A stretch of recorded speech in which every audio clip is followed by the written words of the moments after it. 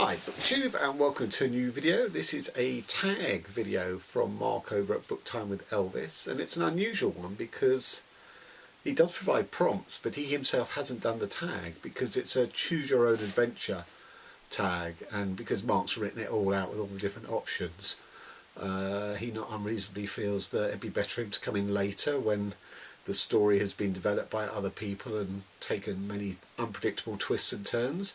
So this is my version. So in the preamble it says, in order to start your adventure you need to choose two pieces of equipment firstly.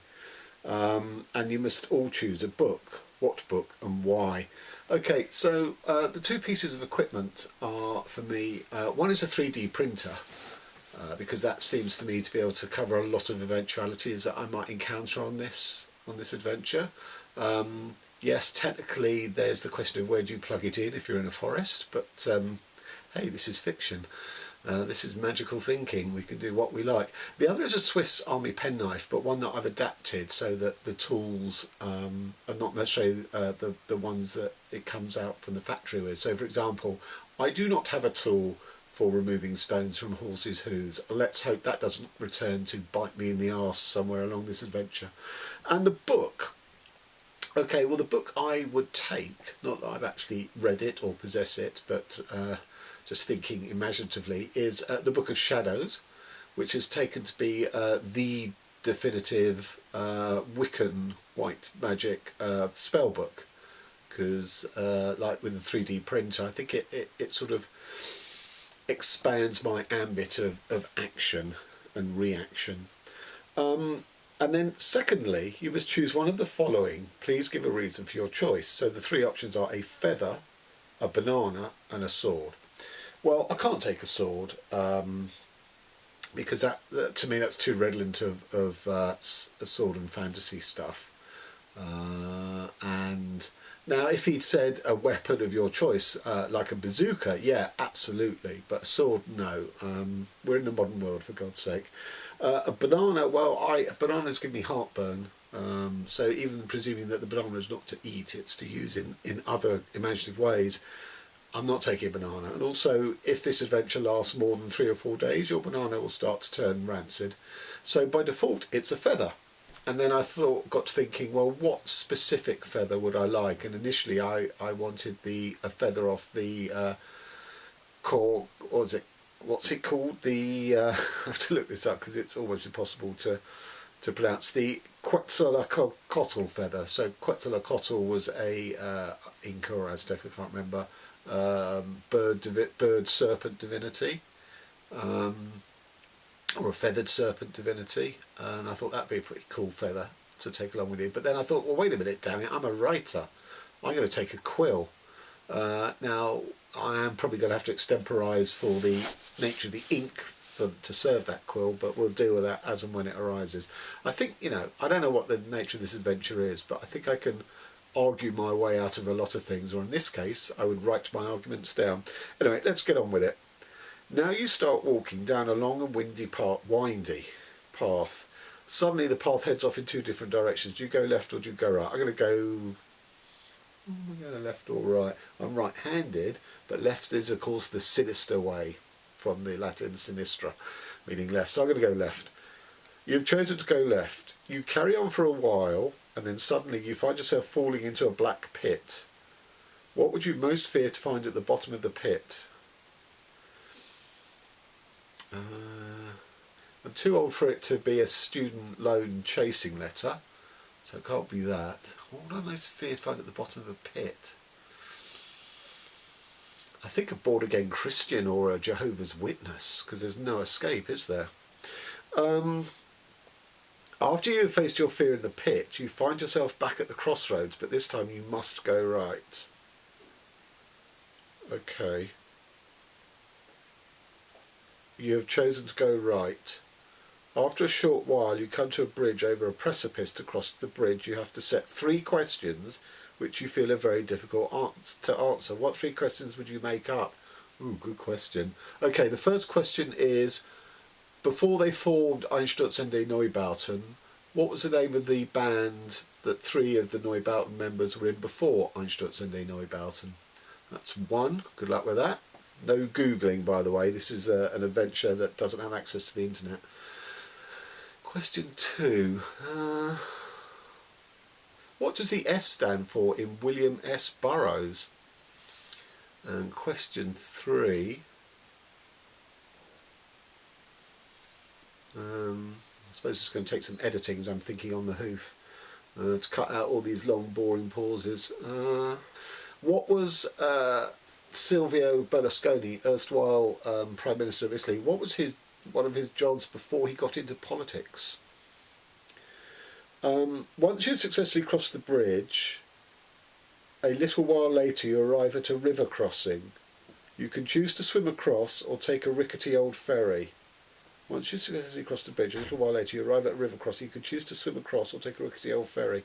Which do you choose? Well, before I make a choice, can I swim along with my 3D printer without it getting wrecked? But if I go on the rickety old ferry, it's going to sink anyway, and it's going to, so it makes no real difference. So I'm going to swim across and tie the printer to me with tendrils and vines.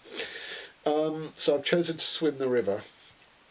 You've chosen to swim the river. The point where you cross is very calm, and you make it safely to the other side. Yes, get in there.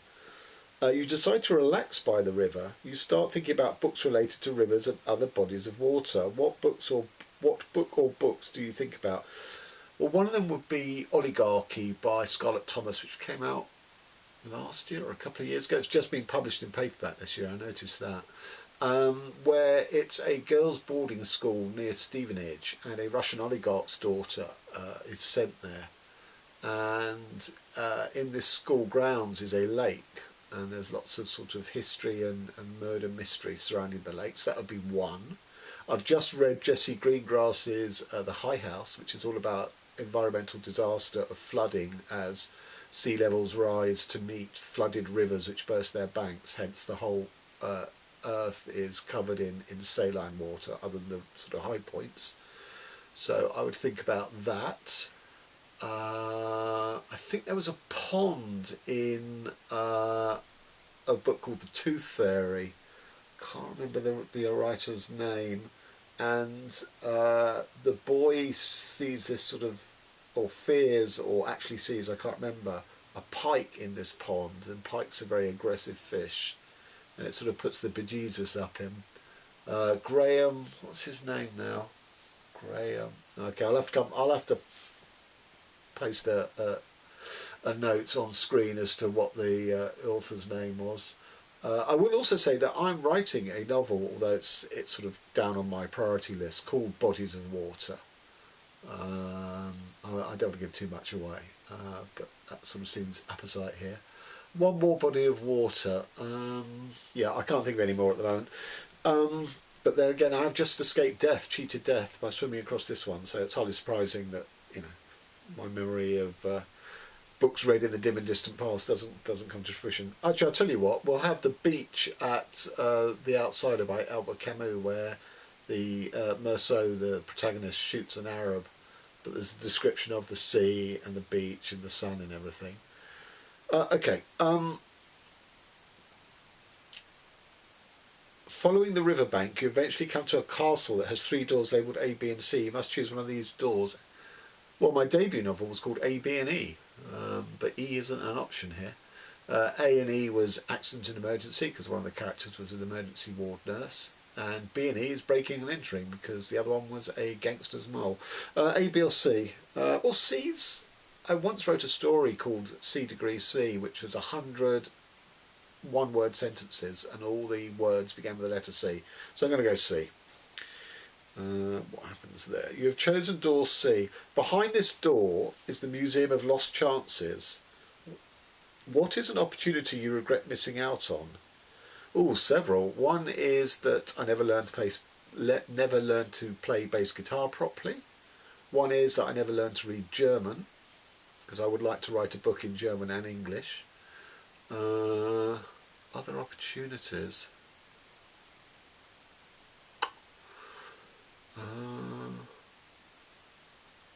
I'm not aware of close but no cigar opportunities, so I think I may just leave it at that. Yeah, After answering this question, the door opens and you find yourself in a corridor. You walk down the dimly lit corridor and you come across an obstacle. You must choose what the obstacle is. To overcome it, you must use the equipment you chose at the start of this adventure. How does this help you to overcome the obstacle? Okay, so an obstacle. I think a UK border customs officer, now that we're Brexit and Europeans no longer have the right of residence and work here. That would be an insuperable, even though I'm British. Let's say that this action is not happening in Britain, and this officer or this type of officer is patrolling the border of this corridor, which is therefore a foreign country to me, and I don't have the right to enter. Now, how would I overcome it? Using a 3D printer or my Swiss Army knife?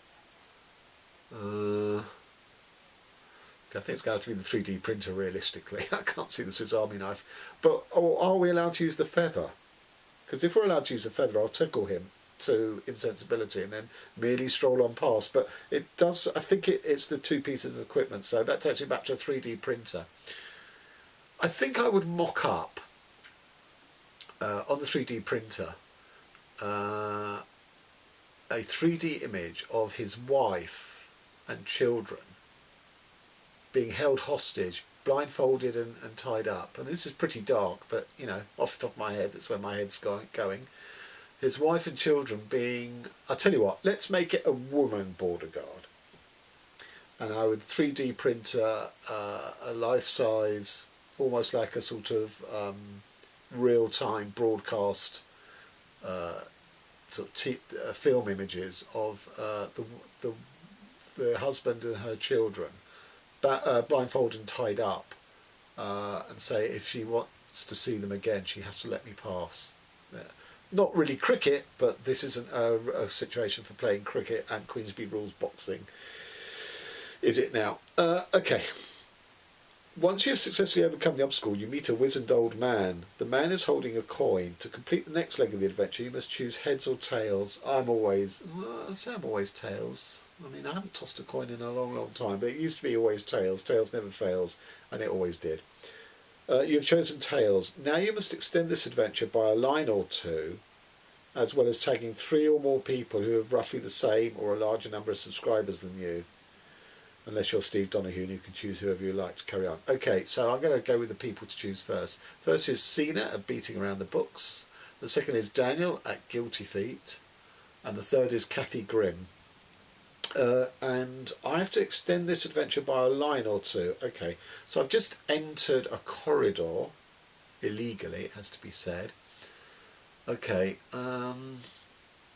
you see on a table in the first room that you come to that there are 3 vials of different colour liquids and labelled A, B and C. And A has a skull and crossbones on it. B has one of those sort of helpful medical diagrams or illustrations of somebody sort of choking and vomiting as if they've swallowed something dangerous. And C has a picture of a venomous snake on it.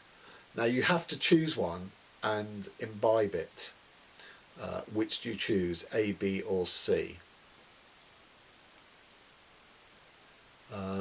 Do I have to do the consequences of it? Because if I tell you the consequences of each one, then it's going to make people's choice easier. So no, I'm just going to leave it at that. Okay, so that was mad and fun. I enjoyed that. I actually wish Mark had taken us a bit further into it and then unleashed us. But there you go. Thanks, Mark, for a super inventive tag. Yeah, let's see how this develops.